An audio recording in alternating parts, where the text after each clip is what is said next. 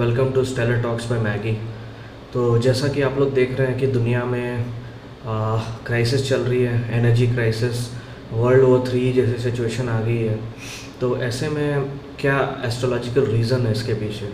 अगर आप देखें तो सबसे बड़ा जो बेनिफिक प्लैनेट है, जो लार्जेस्ट प्लैनेट है एस्ट्रोलॉजी का, जुपिटर, जिसको बृहस्पति कहते हैं, वो रेट्रोग्रेड मोशन में आ गया था।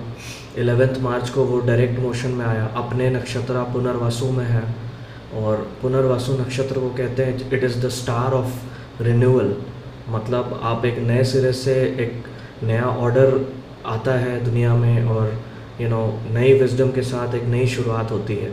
और 2 जून को 2 जून को जुपिटर कैंसर में जाके एक्सॉल्टेशन में चला जाएगा। तो before Jupiter enters it's exaltation state, एक तरीके से रिवाइवल हो रहा है वर्ल्ड ऑर्डर का। बहुत ऐसे डैमेजेस हुए हैं, बट कहीं ना कहीं अब सारी चीज़ें ठंडी हो जाएंगी, प्रॉपरली जो मिस हैपनिंग्स हो रही थी दुनिया में वो कम हो जाएंगी। ऐसा कहते हैं जुपिटर जब एक्सॉल्टेशन में जाएगा, और एक्सॉल्टेशन में जाने से पहले डायरेक्ट मोशन में सारी चीज़ों को स्टेबलाइज करेगा। आप एक नया वर्ल्ड ऑर्डर देखेंगे।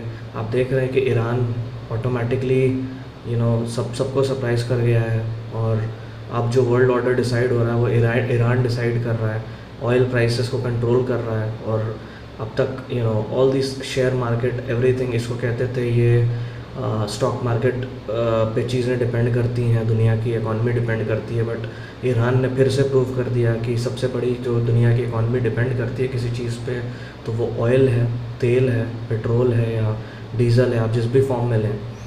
तो ये जुपिटर का इफेक्ट है, बहुत बड़ा इफेक्ट है। It is the planet of expansion, it is the planet of wisdom, the planet of renewal, the planet of new beginnings.